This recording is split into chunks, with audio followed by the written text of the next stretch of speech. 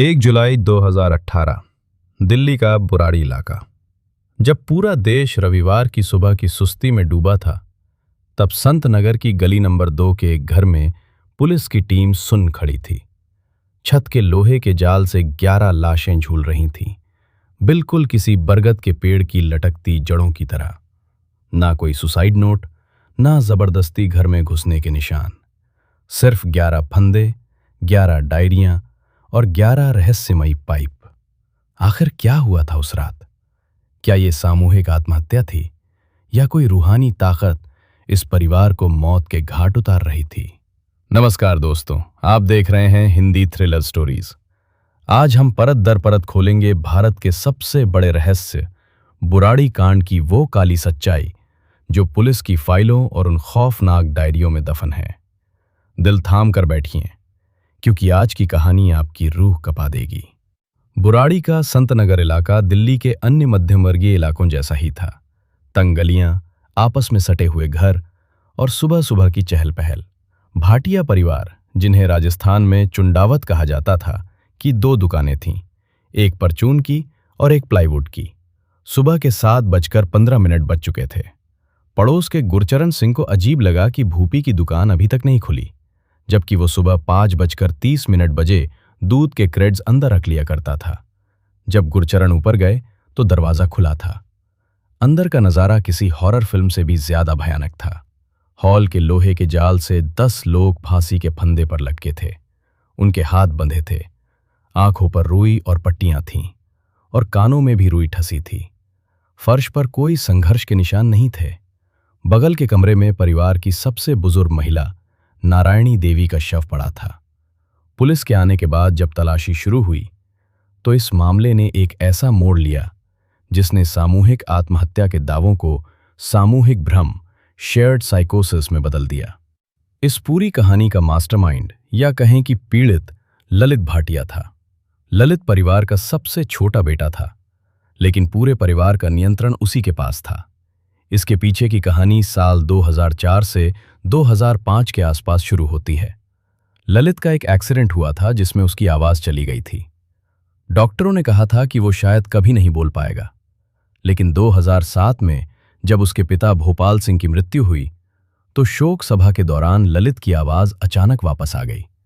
परिवार के लिए यह किसी चमत्कार से कम नहीं था। ललित ने दावा किया कि उसके पिता की आत्मा उसके शरीर में आती है। वो अक्सर अपनी आवाज बदल लेता था और भारी आवाज में निर्देश देता था।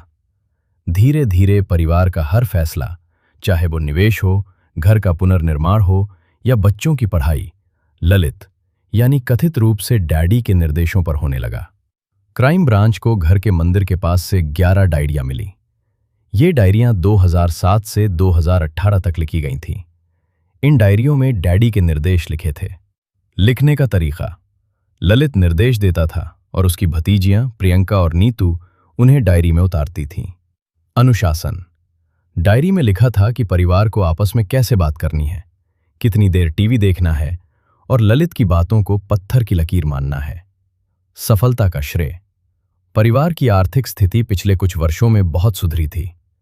परिवार के सदस्यों को यकीन हो गया था कि ये सब डैडी के निर्देशों के कारण हो रहा है। यही कारण था कि किसी ने भी ललित के अंतिम और घातक निर्देश पर सवाल नहीं उठाया। डायरी के आखिरी कुछ पन्ने सबसे ज्यादा विचलित करने वाले थे। इसमें वट तपस्या का जिक्र था। ललित ने परिवार को समझाया कि वे एक अनुष्ठान करेंगे जिसमें वे बरगद के पेड़ की लटकती जड़ों की तरह फंदे से लटकेंगे। अंतिम समय में जब तुम लटके होगे तो धरती कांपेगी और आसमान फटेगा। तब डैडी आएंगे और तुम सबको बचा लेंगे। डायरी में बहुत बारीकी से निर्देश दिए गए थे। 1. मां नारायणी देवी को अलग कमरे में क्रिया करनी होगी क्योंकि वे स्टूल पर नहीं चढ़ सकती। 2. मुंह पर डॉक्टर टेप और आंखों पर पट्टी होनी चाहिए ताकि कोई एक दूसरे को देख ना सके। 3. हाथों को इस तरह बांधना है कि वे खुल ना सकें। परिवार को लगा कि यह सिर्फ एक रिहर्सल या अनुष्ठान है और वे अगले दिन फिर जीवित होंगे। इसीलिए रसोई में अगले दिन के लिए भीगा हुआ चना और खाना बनाने की तैयारी वैसी ही मिली। मनोवैज्ञानिक जांच में यह मामला शेयर्ड साइकोसिस का निकला। ये एक ऐसी मानसिक स्थिति है जहां एक व्यक्ति का भ्रम डिल्यूजन धीरे धीरे उसके पूरे परिवार या समूह का सच बन जाता है। ललित सिजोफ्रेनिया या किसी गहरे ट्रॉमा का शिकार हो सकता था। चूंकि उसने अपनी आवाज वापस पा ली थी, परिवार का अटूट विश्वास उस पर था। यहां तक कि परिवार के पढ़े लिखे सदस्य, प्रियंका जो एमएनसी में काम करती थी, भी इस भ्रम का हिस्सा बन गए, क्योंकि उन्हें लगा कि उनके पिता की आत्मा वास्तव में उनकी रक्षा कर रही है। जांच के दौरान घर की बाहरी दीवार पर 11 प्लास्टिक के पाइप मिले। 7 पाइप मुड़े हुए थे और 4 सीधे।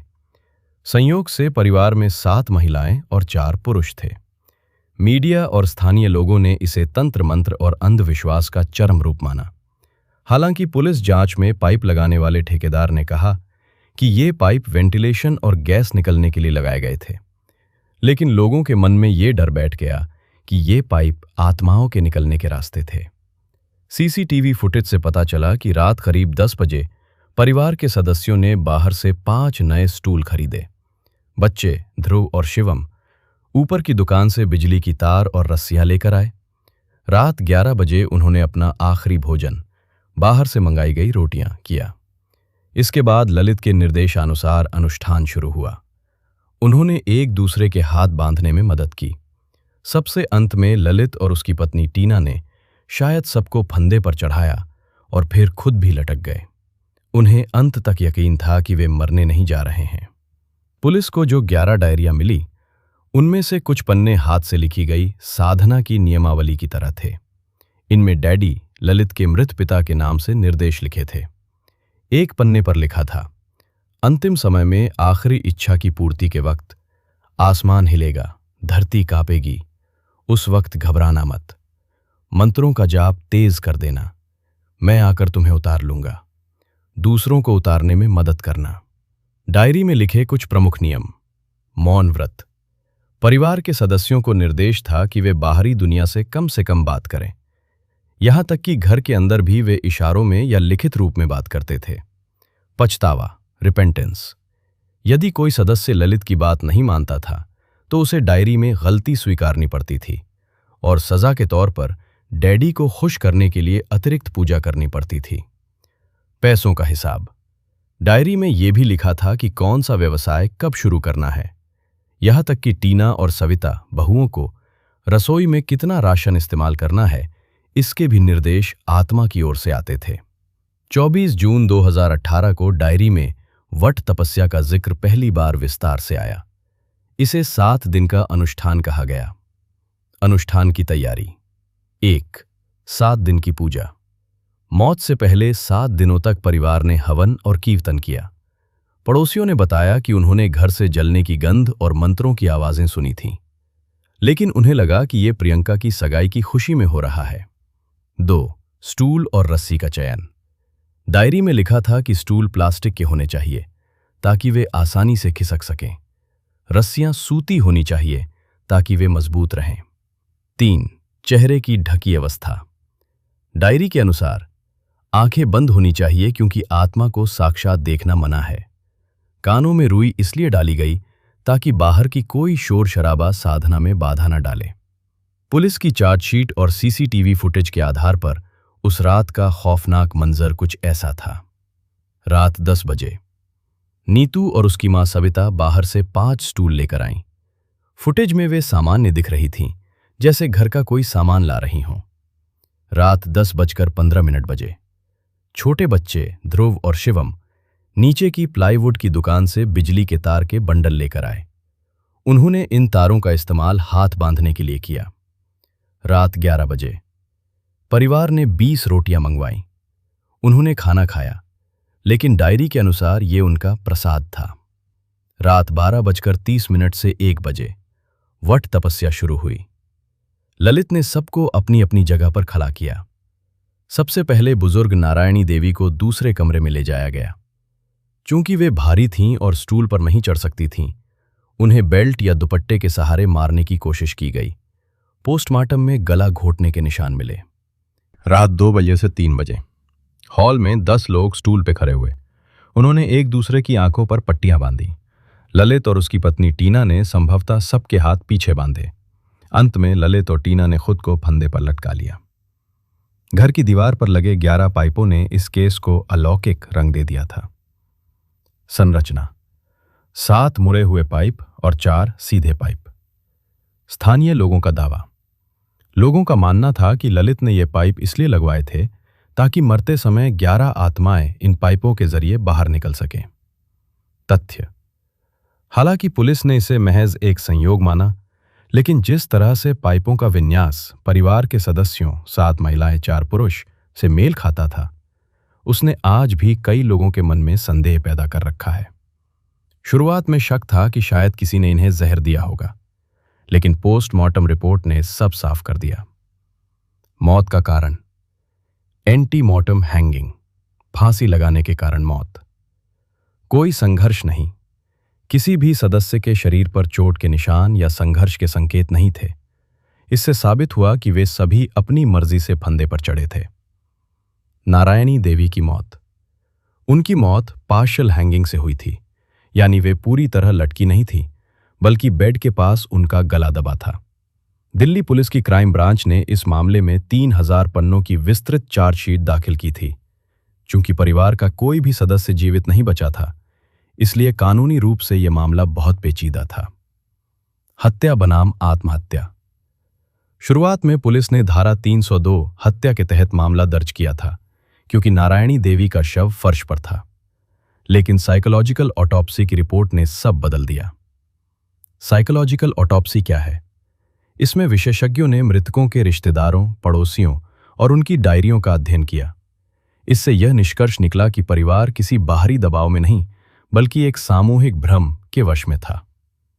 क्लीन चिट: अंततः पुलिस ने किसी भी बाहरी व्यक्ति, जैसे किसी तांत्रिक या बाबा, के शामिल होने की संभावना को खारिज कर दिया।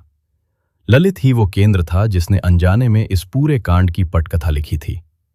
घटना के बाद संत नगर का वो घर भूतिया बंगला माना जाने लगा। महीनों तक वो घर खाली पड़ा रहा। कोई भी वहां रहने या उसे खरीदने को तैयार नहीं था। पड़ोसियों का कहना था कि वे रात में वहां अजीब आवाजें सुनते थे। भ्रम का टूटना: अंधविश्वास को चुनौती देने के लिए साल 2019 के अंत में एक डॉक्टर मोहन कश्यप ने उस घर को किराए पर लिया। वे वहां अपने परिवार के साथ रहने आए। वर्तमान स्थिति: आज वो घर एक पैथोलॉजी लैब और क्लिनिक के रूप में इस्तेमाल हो रहा है। डॉक्टर कश्यप का कहना है कि वहां कोई भूत प्रेत नहीं है और वे वहां पूरी तरह सुरक्षित हैं। पाइपों का क्या हुआ? वे 11 पाइप जो रहस्य का केंद्र थे, उन्हें ईंटों और सीमेंट से पूरी तरह ढक दिया गया है ताकि मीडिया और उत्सुक लोग वहां भीड़ न लगाएं। बुराड़ी कांड केवल एक अपराध नहीं, बल्कि समाज की मानसिक स्वास्थ्य के प्रति लापरवाही का प्रतीक है। 1. पितृसत्तात्मक नियंत्रण: ललित का परिवार शिक्षित था, फिर भी किसी ने उसे चुनौती नहीं दी। ये दिखाता है कि हमारे समाज में बड़ों की बात को बिना तर्क के मानना कितना खतरनाक हो सकता है। 2. मानसिक आघात: ललित का अपनी आवाज खोना और पिता की मौत का सदमा उसे पोस्ट ट्रॉमेटिक स्ट्रेस डिसऑर्डर की ओर ले गया होगा। अगर समय रहते उसकी काउंसलिंग होती तो 11 जिंदगियां बच सकती थीं। 3. अंधविश्वास और धर्म का घालमेल: डायरी के निर्देशों को ईश्वरीय संदेश मान लेना यह दर्शाता है कि जब तर्क खत्म हो जाता है तो विनाश शुरू होता है। कानूनी तौर पर इसे मास सुसाइड माना गया, लेकिन विशेषज्ञों इसे एक्सीडेंटल डेथ कहते हैं। क्यों? क्योंकि डायरी के अनुसार परिवार को मरने की उम्मीद नहीं थी, वे तो चमत्कार का इंतजार कर रहे थे। उन्हें लगा कि फंदे पर लटकने के बाद जब उनकी सांस उखड़ने लगेगी, तब उनके पिता आएंगे और उन्हें बचा लेंगे। ये घटना आज भी दिल्ली के इतिहास में एक काला धब्बा है, जो बताती है कि एक व्यक्ति का भ्रम कैसे पूरे परिवार को मौत के घाट उतार सकता है। बुराड़ी का वो घर आज भी वहीं खड़ा है। शायद उन 11 आत्माओं की खामोश चीखें आज भी उन दीवारों में कहीं दफन है। ये केस हमें चीख चीख कर एक ही सबक सिखाता है कि अंधविश्वास की आग जब घर के अंदर लगती है तो सब कुछ खाक कर देती है। ललित का वो भ्रम जिसे पूरा परिवार सच मान बैठा, आज 11 लोगों की चिताओं के साथ राख हो चुका है। पर सवाल आज भी वही है, क्या ये सिर्फ एक दिमागी बीमारी थी या वाकई कुछ ऐसा था जिसे विज्ञान कभी नहीं समझ पाया? आपको क्या लगता है, क्या ललित वाकई अपने पिता की आत्मा से बात करता था? अपनी राय कमेंट्स में ज़रूर बताएं। अगर आपको ये कहानी विचलित कर गई हो तो वीडियो को लाइक करें और ऐसी ही सच्ची और रोंगटे खड़े कर देने वाली कहानियों के लिए हमारे चैनल हिंदी थ्रिलर स्टोरीज को सब्सक्राइब करना ना भूलें। सतर्क रहें, जागरूक रहें। मिलते हैं अगली मिस्ट्री के साथ। तब तक के लिए अलविदा।